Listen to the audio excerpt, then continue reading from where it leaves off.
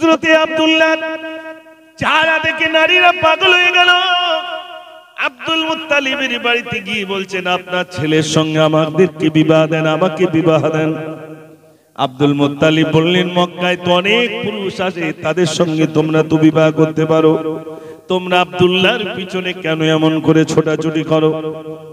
মহিলারা বললেন, ওগো আব্দুল মুত্তালিব, আমরা এমনি ছুটি নাই, আব্দুল্লাহ চেহারা দেখলে আমরা নারীরা দিবানা হয়ে যায়, পাগল হয়ে যায়, আর মনে মনে করি আব্দুল্লাহর সঙ্গে যদি আমাদের বিবাহ হয় আমাদের জীবনখানা ধন্য হয়ে যাবে। এটা জোরে বলুন না সুবহানাল্লাহ।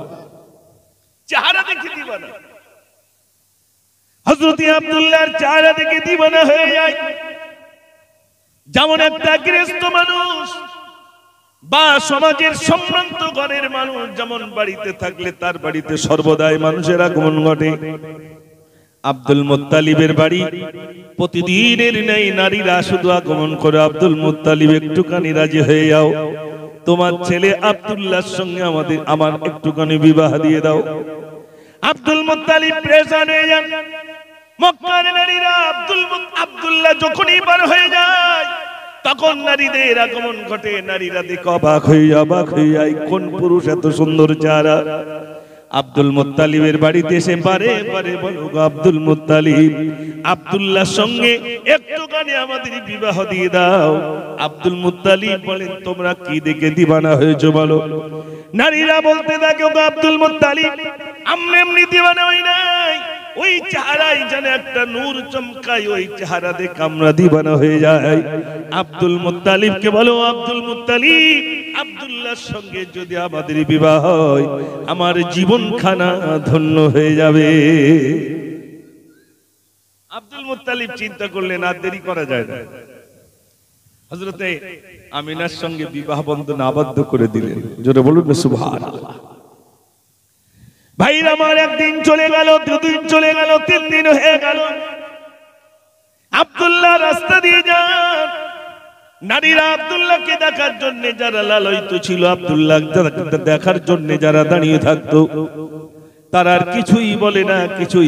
আব্দুল্লাহ এবার জিজ্ঞাসা করেন, হযরতে আব্দুল্লাহ বলে, এ নারীরা, তোমরা কিছুই বলো না কেন?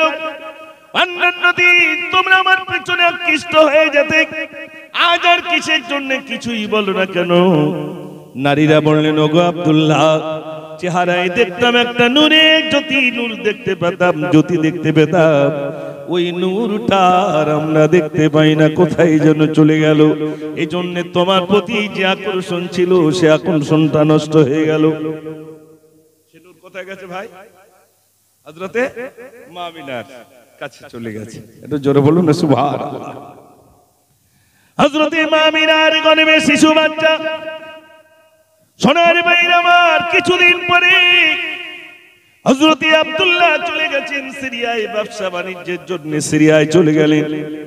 তখন শিশু নবী মায়ের পেটে 6 মাস হয়ে গেল। খবর চলে এলো আব্দুল্লাহ দুনিয়া থেকে বিদায় হয়ে গেল। আব্দুল্লাহ ইন্তেকাল করেছেন, খবর চলে এলো।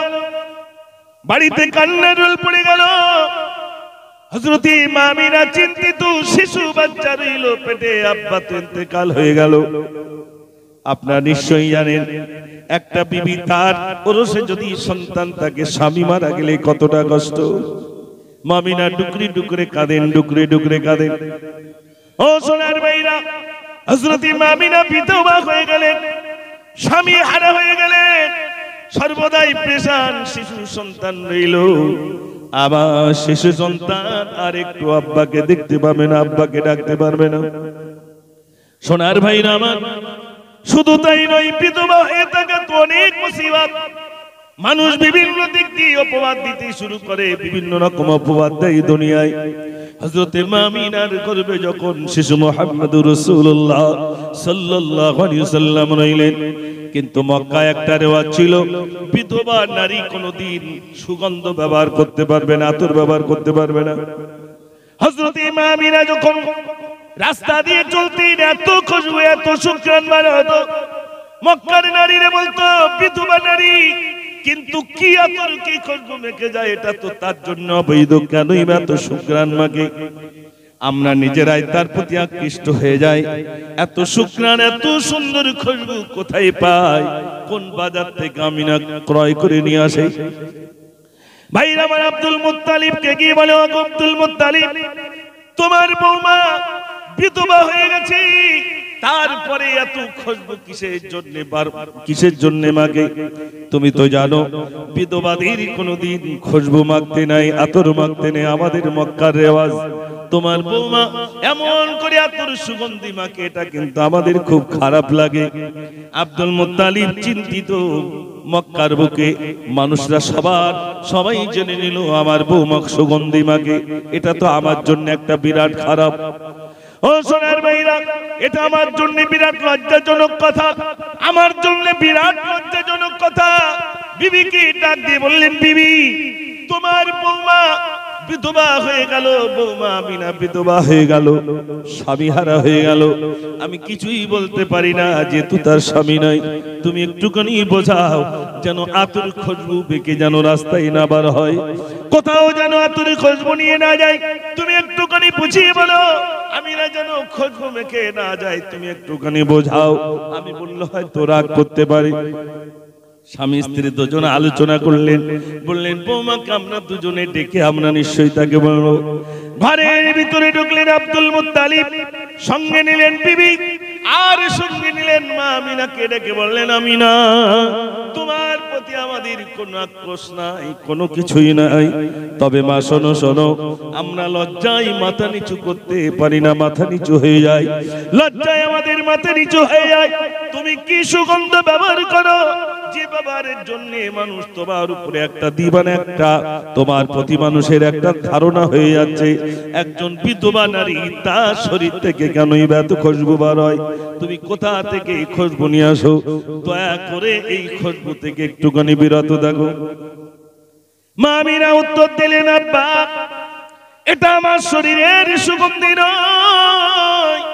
আমি যদি থুতু পেলি, ওই থুতু থেকে শুকরান বার হবে, ওই তুতুর বরকত এমনি এমনি আসি না, ওটা আমার কীর্তিত্ব নয়, বরং আমার পেটে যে শিশু বাচ্চাটি রয়েছে, ওই বাচ্চার বদৌলতে আমার থুতু পর্যন্ত সুগন্ধ হয়ে গেছে। একটু জোরে বলবেন না সুবহানাল্লাহ। ও ভাইরা আমার, হযরত মা আমিনা বলেন, শুধু তাই নাই আম্মা, উত্তপ্ত মরুভূমির উপর দিয়ে যদি আমি হাঁটি, ওই বালিটা আমার জন্য ঠান্ডা হয়ে যায়। পাকা রাস্তা এমনি গরম হয় না, হয় না ভাই? গরম হয়ে যায়। আর তো বালি আর বালি, চতুর্ধারে পাহাড় আর বালি। হযরত মা আমিনা বলেন, আমি রাস্তা দিয়ে গেলে বালু পর্যন্ত ঠান্ডা হয়ে যায়, আমি গরম অনুভব করতে পারি না, ঠান্ডা হয়ে যায়।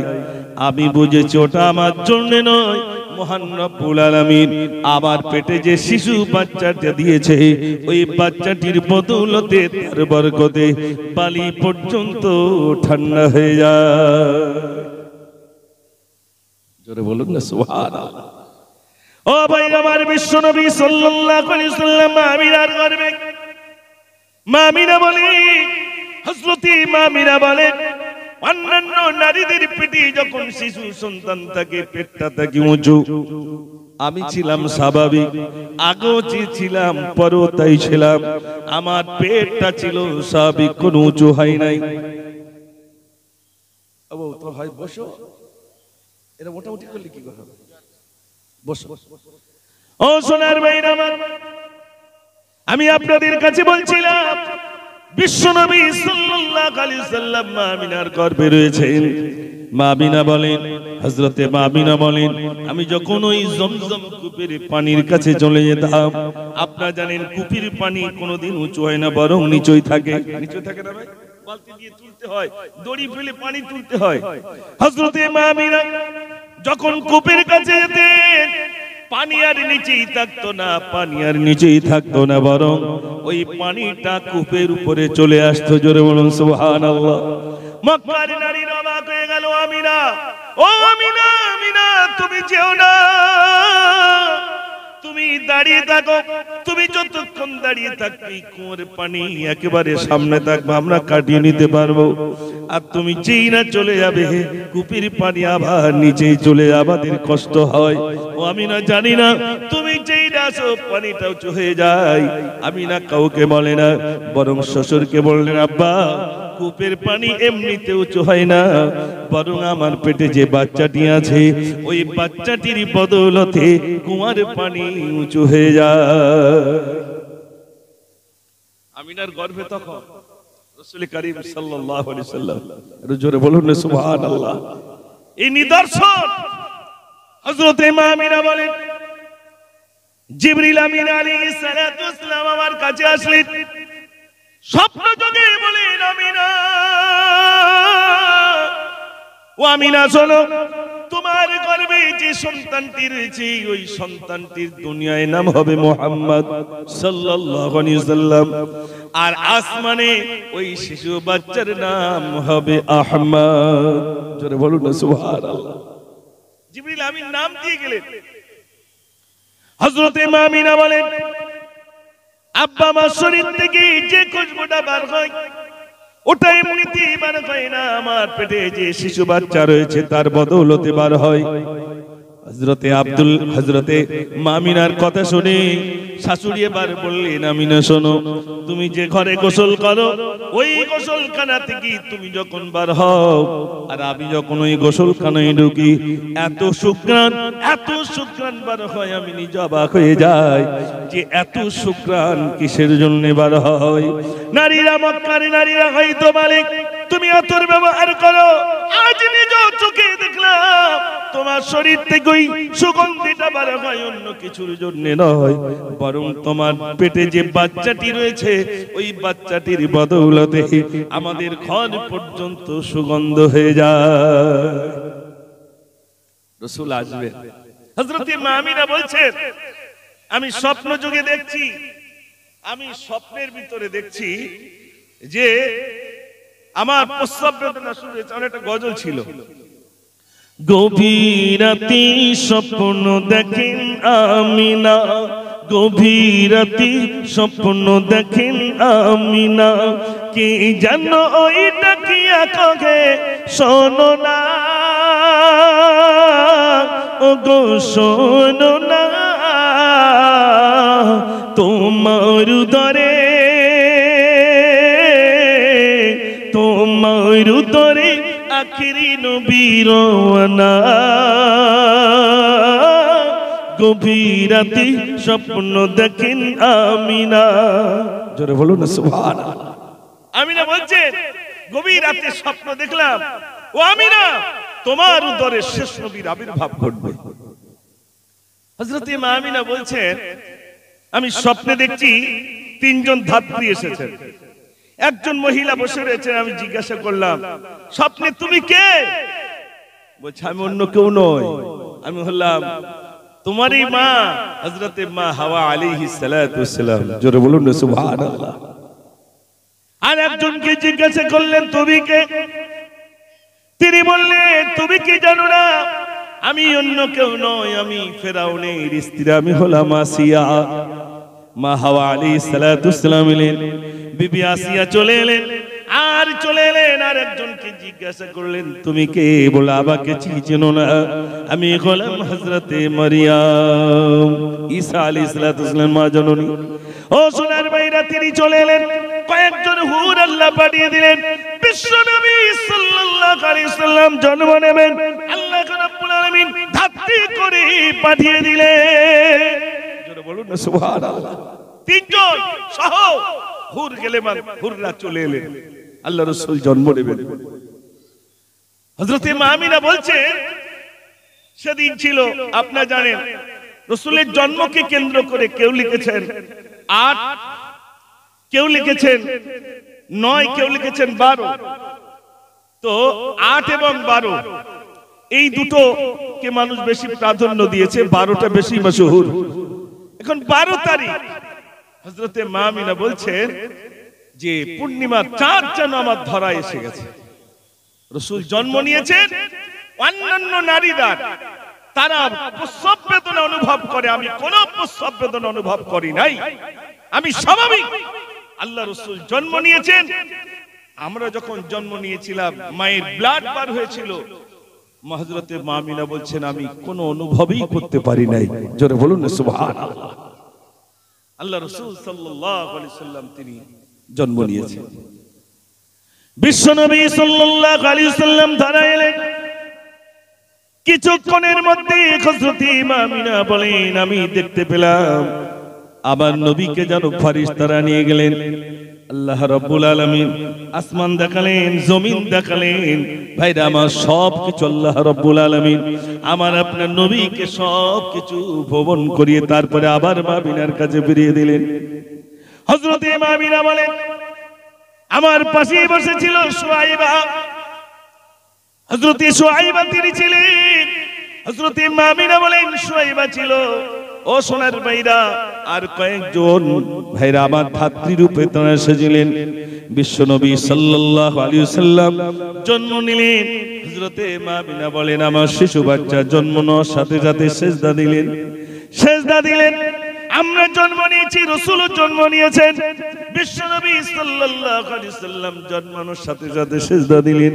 কিতাবের ভিতরে এসেছে রাসূল বলেছিলেন আল্লাহু আকবার কবীরা ওয়াল হামদুলিল্লাহি কাসীরা সুবহানাল্লাহি বুকরাতান ওয়া আসীলা।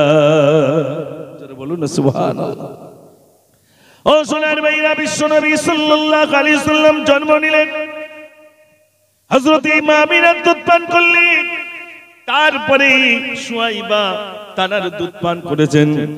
এবার আসেন হালিমাতুস সাদিয়া রাদিয়াল্লাহু তাআলা। মক্কায় একটা ভাইনামা তিনি রাতের অন্ধকারে স্বপ্ন দেখছেন, ও হালিমা মক্কার একটা শিশু বাচ্চা কাঁদতে পারলে তোমার বুকে দুধ ভরপুর হয়ে যাবে। আপনাদের অসুবিধা হচ্ছে না তো? রাসূলের সিরাত সবে শুরুটা করলাম, সবাই একটু আওয়াজ দেন তো দেখি, নারে তাকবীর, সবাই মিলে দেন নারে তাকবীর। দেখেন রাসূল করিম সাল্লাল্লাহু আলাইহি সাল্লামের তানার জন্ম কিভাবে হয়েছিল আমি আংশিক আপনাদের কাছে বোঝানোর জন্য চেষ্টা করছি ইনশাআল্লাহ। হালিমাতুস সাদিয়া রাদিয়াল্লাহু তাআলা তিনি স্বপ্ন দেখলেন, হালিমা তোমার বুকে দুধ শুকিয়ে গেছে, ছাগলের দুধ হয় না, তুমি যদি মক্কার একটা শিশু বাচ্চা কাঁদতে পারো তোমার বুকে দুধ বৃদ্ধি হয়ে যাবে। ও হালিমা তুমি যাও যাও মক্কা একটা শিশু বাচ্চা কাঁদতে যাও। মক্কায় শিশু বাচ্চা নেওয়ার জন্য হালিমাতুস সাদিয়া রাদিয়াল্লাহু তাআলা, হালিমাতুস সাদিয়া রাদিয়াল্লাহু তাআলা তিনি আসলেন। অনেক ধাত্রী সব বাচ্চা নিয়ে চলে গেল। হালিমাতুস সাদিয়া রাদিয়াল্লাহু তাআলা তিনি চিন্তিত, সব বাচ্চা তো নিয়ে চলে গেল। আব্দুল মুত্তালিব চিন্তা করেন, জিজ্ঞাসা করেন ও মহিলা তুমি এখানে কিসের জন্য এলে? আমি ধাত্রী হিসাবে এসেছি বাচ্চা নেওয়ার জন্য, তেমন কোনো বাচ্চা পাই নাই, এই জন্য আমি মনটা খারাপ করে ফিরে যাব বলে মনে করি। আব্দুল মুত্তালিব বললেন আমার বাড়ি থাকতে তিন বালক রইল, পয়সা কোনি তেমন কিছু দিতে পারবো না, যদি মন হয় তুমি দিতে পারো। একটুখানি বলে নেই, ওদিকে হালিমা আসেন আর এদিকে বিশ্বনবী সাল্লাল্লাহু আলাইহি সাল্লাম জন্ম নিলেন। হযরত মা আমিনা বলেন আমি মনে মনে ভাবি যদি আজ শিশু বাচ্চা তার আব্বাটা বেঁচে থাকতো, আমার স্বামী যদি বেঁচে থাকতো, বাচ্চার জন্য একটা খেলনা অন্তত নিয়ে আসতো, আনতো না ভাই বাচ্চা। হযরত মা আমিনা বলেন আমার কলিজা ফেটে যায়, বাচ্চার জন্য আর কে খেলনা আনবে? আমার এই কথাটা আল্লাহ যেন শুনে নিলেন। সঙ্গে সঙ্গে আল্লাহ রাব্বুল আলামিন জিবরিল আমিনকে ডেকে বললেন জিবরিল যাও, জিবরিল যাও, আমার মুহাম্মদুর রাসূলুল্লাহ আমার বন্ধু এসেছি, বন্ধুর খেলনার জন্য অন্য কিছু নয়, বরং চাঁদকে নিয়ে যাও।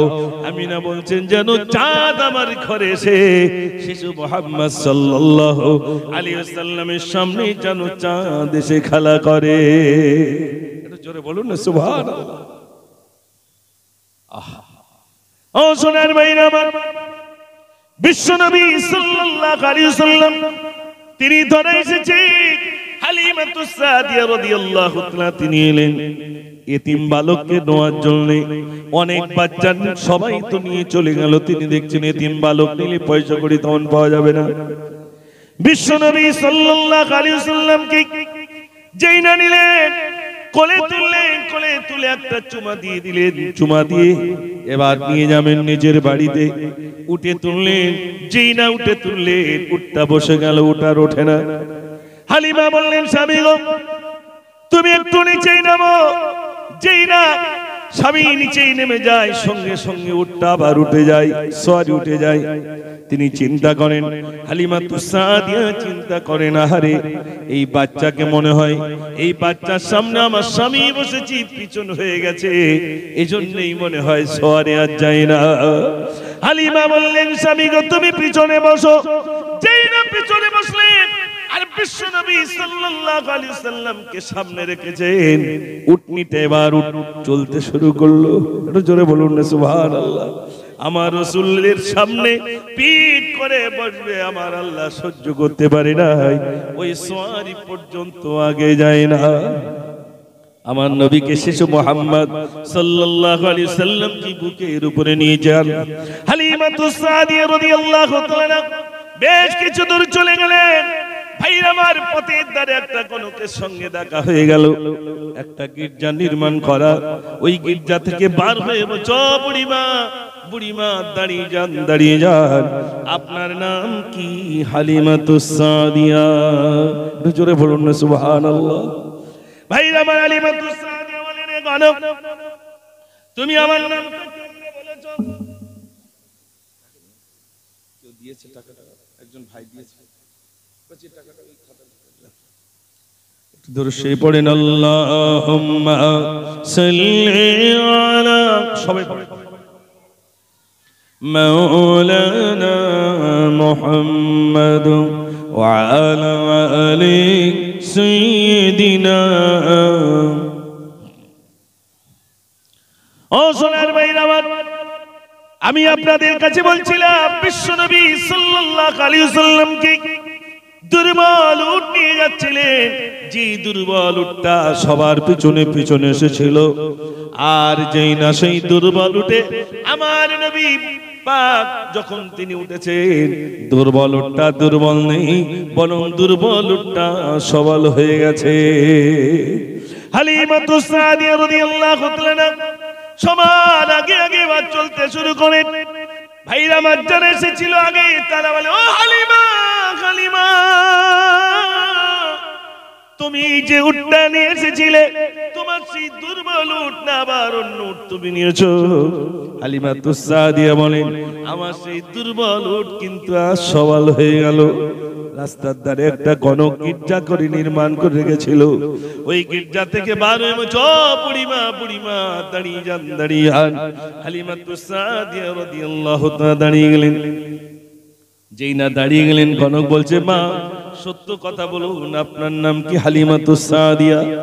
হালিমাতুস সাদিয়া বলে, গণক আমার নামটা হালিমা, তুমি কেমন করে বললে? গণক বলছে, মা শুধু আপনার নাম নয়, সত্য কথা বলুন, এই বাচ্চাটির নাম কি? মুহাম্মদ সাল্লাল্লাহু আলাইহি ওয়াসাল্লাম। এই বাচ্চাটির আব্বার নাম কি? আব্দুল্লাহ। এই বাচ্চাটির মায়ের নাম কি? আমিনা। জোরে বলুন সুবহানাল্লাহ। হালিমাতুস সাদিয়া বলে, গণক আমার নাম হালিমা, ওই বাচ্চাটির নাম মুহাম্মদ সাল্লাল্লাহু আলাইহি ওয়াসাল্লাম, ওই বাচ্চাটির আব্বার নাম আব্দুল্লাহ, তুমি কেমন করে বলেছো?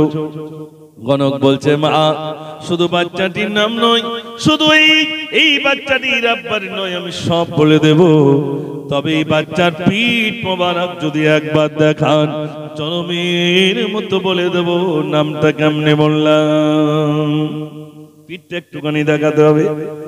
হালিমাতুস সাদিয়া বলে, গণক আমি দেখাবো না। গণক বলে, তাহলে আমি নামটা বলবো না। হালিমাতুস সাদিয়া রাদিয়াল্লাহু তাআলা বললেন, আমি দেখাবো না, দেখাবো না। গণক বললেন, মা তাহলে কিন্তু নামটা কেমনে বললাম? আমি বলবো না। কি করে নাম বলেছি বলবো না? হালিমাতুস সাদিয়া বললে, গণক তুমি বলো, আমি দেখাবো। হালিমাতুস সাদিয়াকে গণক বললেন, আগে পিঠখানা একটুখানি দেখান। বিশ্বনবী সাল্লাল্লাহু আলাইহি ওয়াসাল্লামকে বুকের উপরে নিলেন, পিঠের দিকে চাদরটা যেমনি নাড়ালেন, কনক বলছে মা, মা নিয়ে যান, নিয়ে যান, ও মা নিয়ে যান। আমি বুঝতে পেরেছি পিঠের দিকে মোহরে নবুয়ত মারা রয়েছে, অন্য কেউ নন, ইনি হলেন আখিরি জামানার নবী। একটু জোরে বলুন না সুবহানাল্লাহ। ইনি তো সেই নবী। আমি পিঠে মোহরে নবুয়ত দেখে বুঝতে পেরেছি। হযরত আমিনা বলেন, শুনে রাখেন ভাইরা আমার, আমরা যখন জন্ম নিয়েছিলাম নাড়ি কাটতে হয়েছিল, রাসূল জন্ম নিয়েছিলেন নাড়ি কাটতে হয় নাই। আমরা জন্ম নেওয়ার পরে খাতনা দিতে হয়েছিল। আচ্ছা হবে কোন গজল, এক্ষুনি তার শুরু। গজল বলবো কোন ইনশাআল্লাহ, কেন বলবো? আপনাদের অনেকদিন পরে এসেছে, একটা গজল না বললে হবে? বলবো ইনশাআল্লাহ। কি যেন বলছিলাম ভাই, মনে নেই? হ্যাঁ, নাড়ি কাটতে হয়েছিল। আমরা জন্ম নিয়েছিলাম নাড়ি কাটতে হয়েছিল, রাসূল জন্ম নিয়েছেন কোন নাড়ি কাটতে হয় নাই। জোরে বলুন না সুবহানাল্লাহ। ও ভাইরা আমার, আমরা আমাদের আকিকা দিতে হয়েছিল। রাসূল করিম সাল্লাল্লাহু আলাইহি ওয়াসাল্লাম জন্মের পরে তানার আকিকা হয়েছিল। আমি আপনাদের কাছে বলবো সোনার ভাইরা আমার, আমাদের খাতনা দিতে হয়েছিল। রাসূল খাতনা অবস্থায় জন্মগ্রহণ করেছেন। যারা বলুন না সুবহানাল্লাহ। হালিমাতুস সাদিয়াকে সম্বোধন করে গণক যেই কথাগুলো, হালিমা, হালিমাতুস সাদিয়া রাদিয়াল্লাহু তাআলা বলে, গণক নামগুলো তুমি কেমন করে বলেছো বলো। গণক বলছে, মা আমার বাড়িতে 3টে কিতাব রইল, একটার নাম তাওরাত। আচ্ছা বাচ্চাগুলো ছোটাছুটি করলি তো কিছু মনে থাকবে? ওরা সব সামনে ছোটাছুটি। এক হচ্ছে বসো না বাপ, হুজুরটা কেউ নেই, মানুষ ছিলেন না, তোমরা একটু মানা করো না ওদের। এক হচ্ছে এসে বসো বাপ, ছোটাছুটি করলে কি করে? বসো, বসে যাও, বসে যাও, তাড়াতাড়ি বসো।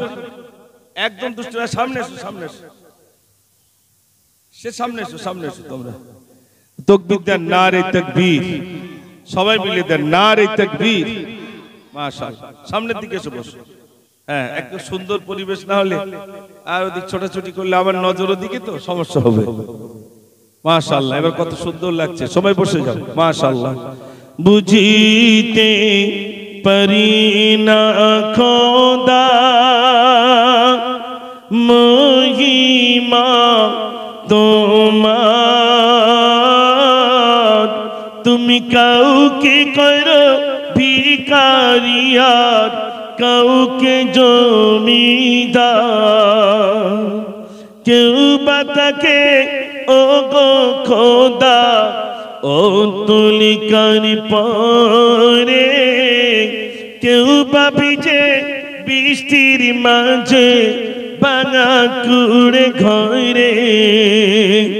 এই তো তোমার লীলা খোদা, এই তো তোমার খেলা, মানুষ করে পাঠালেন খোদা শ্রেষ্ঠ বলিয়া।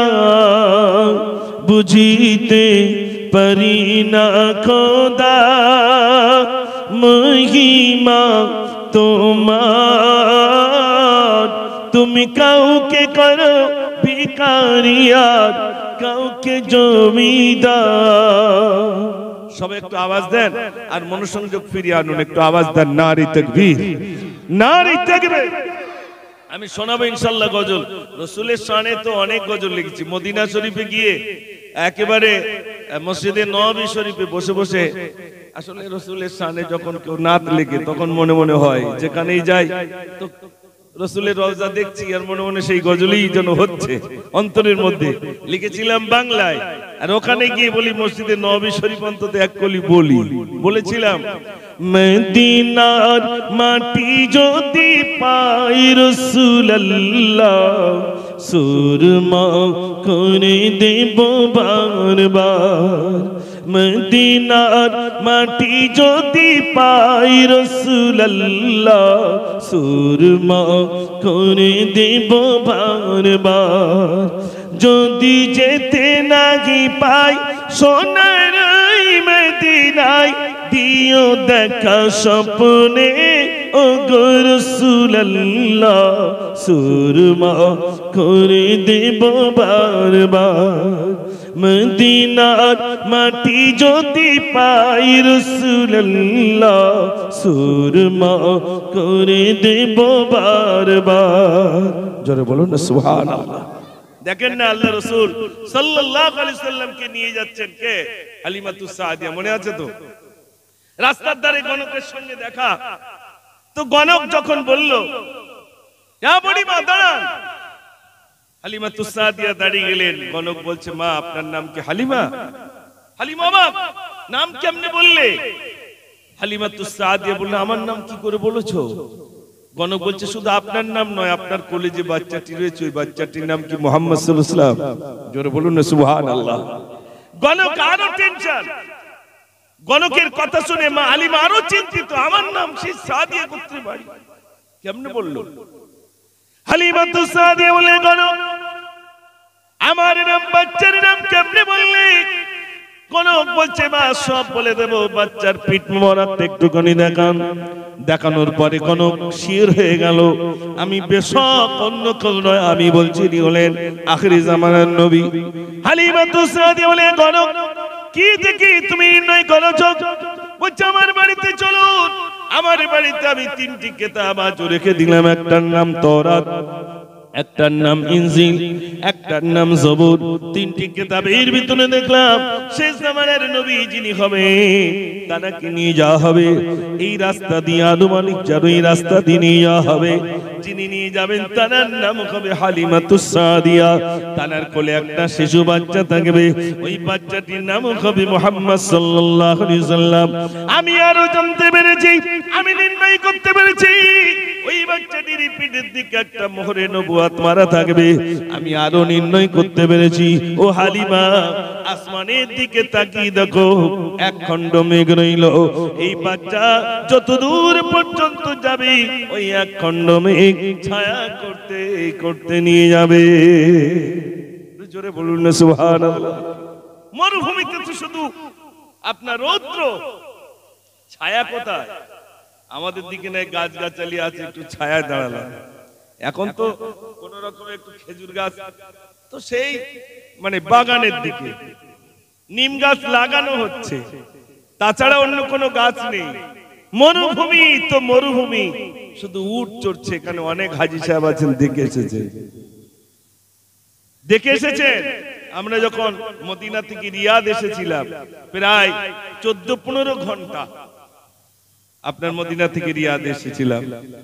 তো আসার সময় দেখছি এত, ওই বাসে করে যখন আসছি রিয়াদে, তো শুধু দেখছি মরুভূমি আর মরুভূমি, মরুভূমি আর মরুভূমি, নজর ভোর, মানে চোখের নজর শেষ হয় না, সেখানে কোনো গাছগাছালি নেই, শুধু নজর ভোর বালু আর বালু।